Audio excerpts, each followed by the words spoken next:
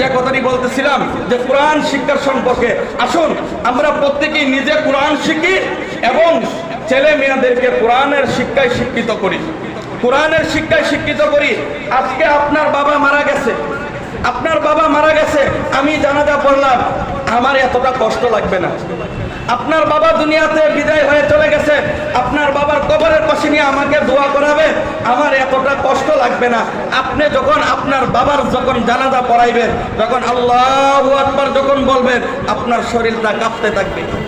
আল্লাহ রাব্বুল আলামিন জিবরাইলকে বলবে, ও জিবরাইল, এই বান্দা, আমার এই বান্দা কেন তার বাবার জানাজার নামাজের মধ্যে কেন এবার কাঁপতেছে?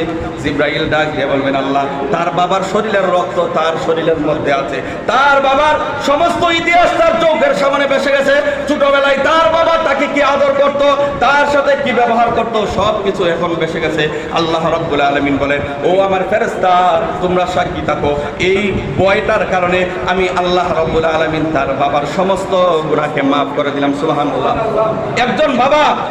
একজন বাবা তো তখনই হবেন ধন্য, তখনই সৌভাগ্যবান হবে তার সন্তানটা যখন কোরআনের শিক্ষায় শিক্ষিত হবে, তার সন্তানটা যখন তার বাবার জানাজা পড়াইতে পারবে, মার জানাজা পড়াইতে পারবে, বাবার কবরের পাশে গিয়ে যখন দোয়া করতে পারবে।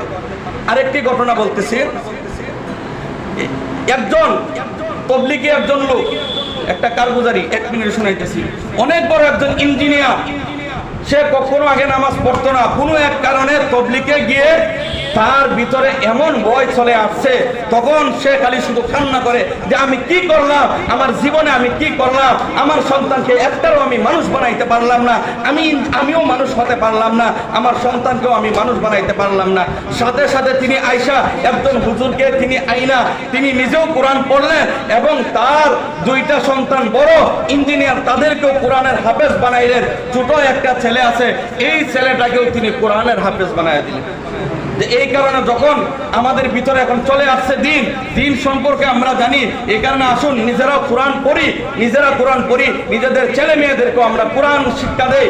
কোরআন যদি শিক্ষা দিতে না পারি, তাহলে হাসরের ময়দানে আসামি হয়ে দাঁড়াইব। আল্লাহ তাআলা আমাদের প্রত্যেককে কোরআন শিক্ষা করার তৌফিক দান করো এবং আমাদের সন্তানদেরকে কোরআনের শিক্ষায় শিক্ষিত হওয়ার তৌফিক দান করো এবং আল্লাহ রাব্বুল আলামিন আমাদেরকে আল্লাহর রাস্তায় বেশি বেশি করে দান সদকা করার তৌফিক দান করো। নাসরুম মিনাল্লাহি ওয়া ফাতহুন কারীম ওয়া বাশশিরিল মুমিনিন। আসসালামু আলাইকুম।